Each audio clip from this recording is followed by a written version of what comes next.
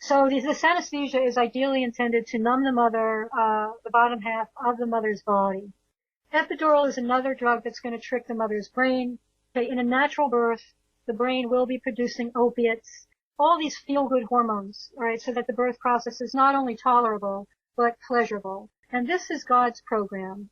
I know that most people believe that the demon of the Bible is God, but that is not God. The real God has not, if we look anywhere in nature, we do not see animals suffering in childbirth. We see them giving birth in the natural world, perfectly fine, no suffering. Look at your cat. Okay, watch how your cat gives birth. And notice, there's no screams or cries in pain. It just happens. And that's because there are natural opiates that make it pleasurable, that make it feel good. And this is how it should be. That's the program of life, is that life, bringing forth life, should feel good. But not in the program of God's opposite.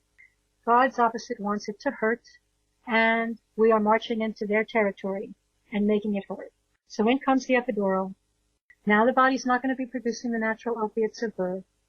But you know, mother is not going to be feeling anything, right? Because she's got the epidural, so no problem, right? Everything's good. There's no pain for the mother. But for the baby, there's more pain. Because that baby needs the opiates too, in order to make the birth okay for the baby, in order to make the birth feel good, and in order for that baby's brain to fully activate, to be able to produce its own opiates and its own oxytocin.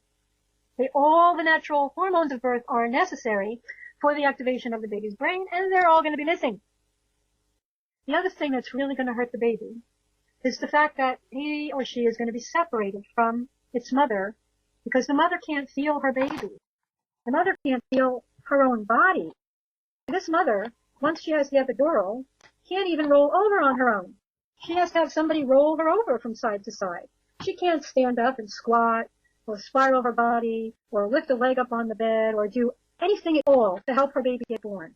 She is completely dissociated, basically, from her body and her baby, which means the baby is on its own, getting born against unbelievable odds, with a thing stuck in its skull, Pitocin contractions, cytotech, being forced out of the womb before it's ready, and now the epidural, and it's totally separated from its mother and doing everything on its own, and the mother's on her back. As soon as the mother gets on her back, her pelvis narrows, the baby's blood supply, oxygen supply, is diminished greatly as soon as the mother lays down. So now we're talking hypoxia, right? We're talking about further brain damage, all because of these interventions. And of course, a huge number of these births are going to end up in a cesarean section. We have a minimum of 1/3 of babies being literally cut out of the womb through cesarean section, and in many New York hospitals it's 1 in 2. In Brazilian hospitals it's 90% are being born through cesarean section. And let me say, folks, a baby being torn violently out of its mother's body that way has profound spiritual, psychological, emotional, and psychic effect on that child. It has had its birth hijacked. It has had dominion over its own experience completely stolen. And this baby knows that it's being attacked by forces that are not of love. Whether we think a baby knows or not doesn't matter. The truth is the truth, and the baby knows that it is being purposefully and violently attacked by the dark forces. And it will have these memories repressed. It will think that there's a God that is out to get it. But it is God's opposite.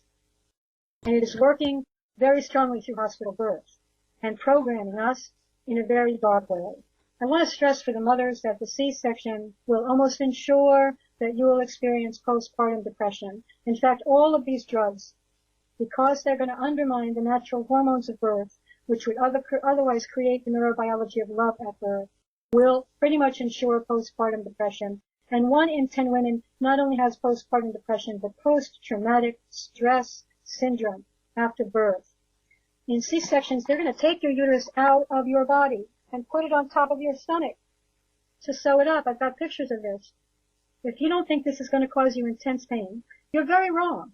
And if you don't realize that this is going to cause months of healing just on the physical level for you to get well, then you don't understand what's going on.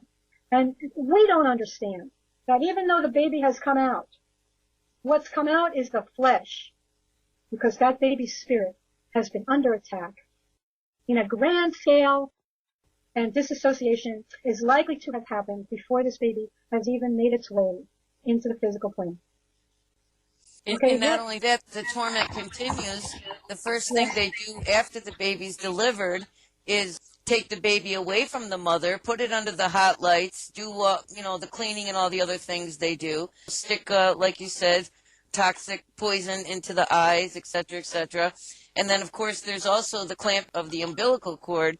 Go ahead. Let's talk about that one by one, okay? Because when the baby comes out, the first thing they're going to do is clamp the umbilical cord.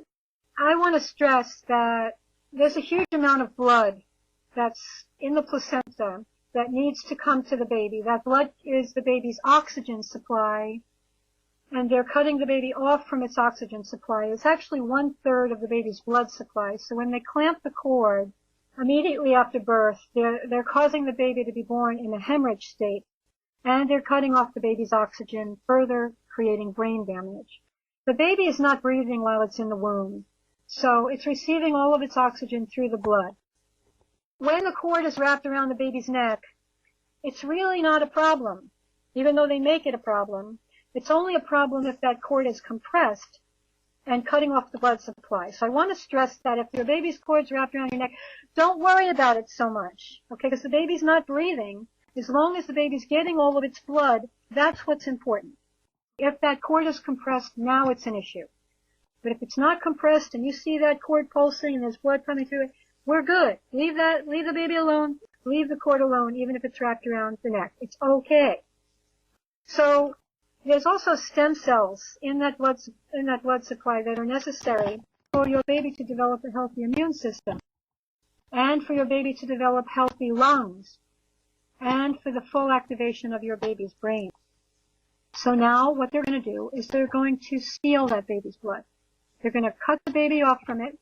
They're going to invite the father to do it, which is one of the most wicked and evil things that they could do, because now they're asking the father to initiate their child into the satanic cult by committing a horrendous act of violence against his own child, by cutting off his child from his child's oxygen supply, from his child's stem cells, from his child's blood supply, and cutting off his child from its placenta.